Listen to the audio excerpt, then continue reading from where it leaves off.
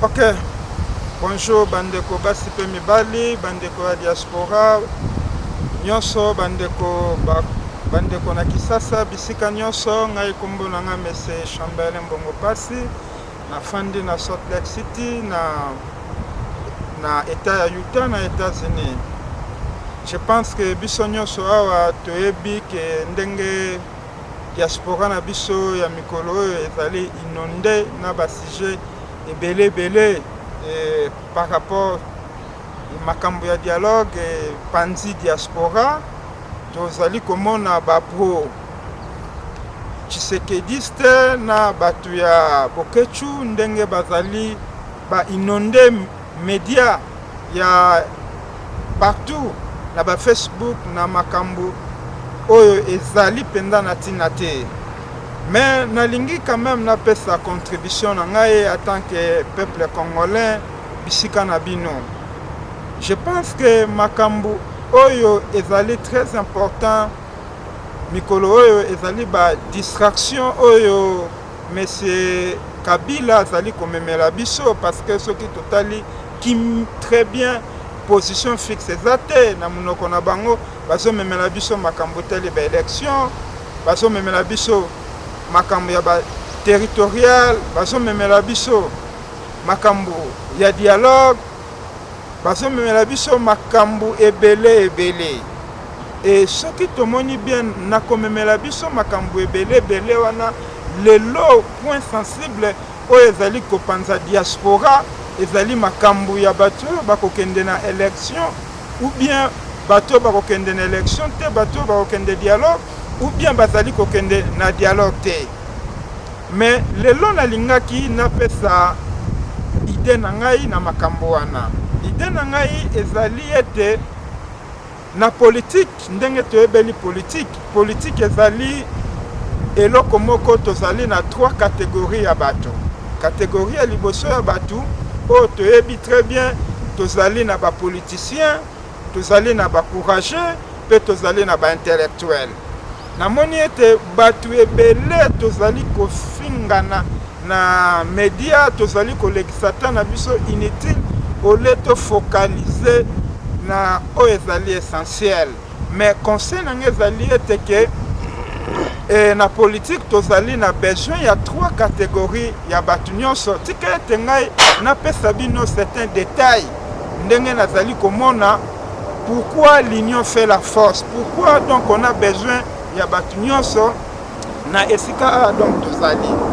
Donc premièrement politicien na politique tozali na besoin ba politicien lokola ba papa na biso Tshisekedi, lokola batu nyonso basala kombo oyo toyebi na mboka oyo toyebi na Kisasa bango nyonso bazali bakate bato oyo nyonso bazali na ba parti politique, ba acteur politique nyonso bango nde tozali kobenga bango comme ba politicien.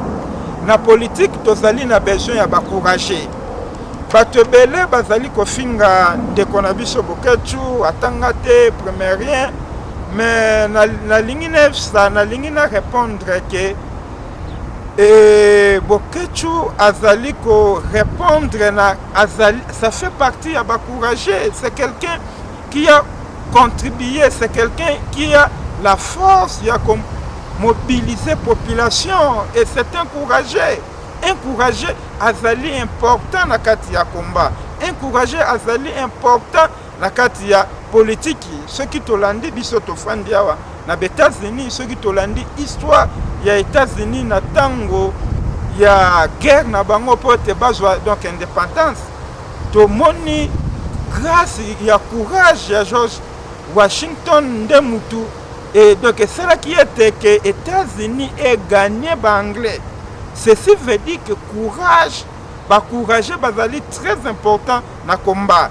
Selon ngai que na tango nazali ko catégoriser ba courageux, nazali komona tous les résistants au bazali na monde entier au bazali kolobela mboka bango bazali ba courageux.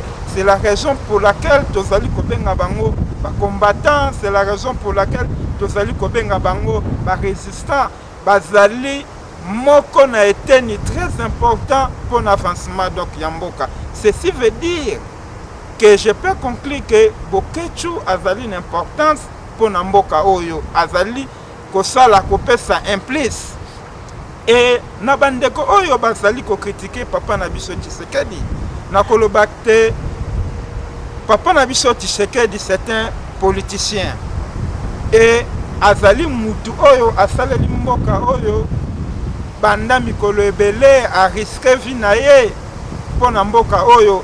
Azwaki courage ya kotelema devant Mobutu po ete mboka Oyo ezala na ndenge tozali.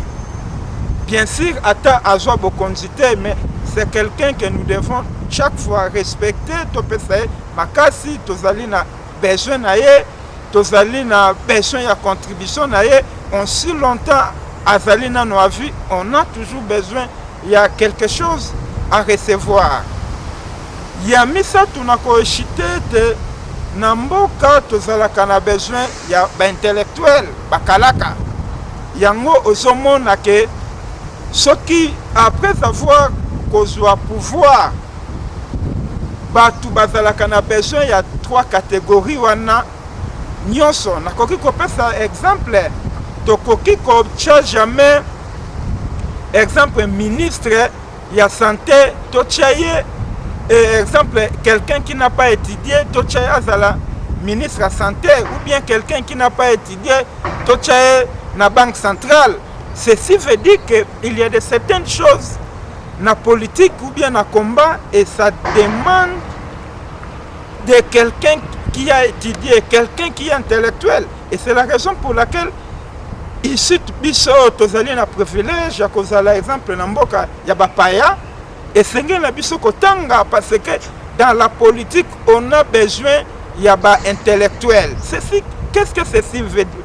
Qu'est-ce que ceci veut dire? Aujourd'hui, ce qui nous unit est plus important que ce qui nous divise. Ceci veut dire, très bien, très bien. Le plus important, c'est le Congo. Le plus important, c'est le combat que nous sommes en train d'amener. Et nous savons que ennemi na biso azanani. Je pense que ennemi na biso aza Tshisekedi te, ennemi na biso aza Bokechu te, ennemi na biso aza Ngwanda te. D'ailleurs, moi j'apprécie aussi papa Ngwanda na ba révélation na azwaka. Azali une expérience moko tokoki ko sous-estimer yango te. Azali une expérience ya makasi na matière ya renseignement. C'est un papa qui nous aide ya kopesa biso ba mayele mususu. Il y a très important, tozali koyeba ndenge nini infiltration ezali kosalama na Congo. C'est grâce à ces papas-là azali kobimisa biso ba vérité. Et toutes ces vérités wana azali kobimisa. Lelo ezali couché na ba livre. Ceci veut dire ce sont des vérités. Ce qui ezalaki ba mensonge akoki ko coucher ngo jamais na livre parce que tôt ou tard ekozala don na problème. Ceci veut dire quoi?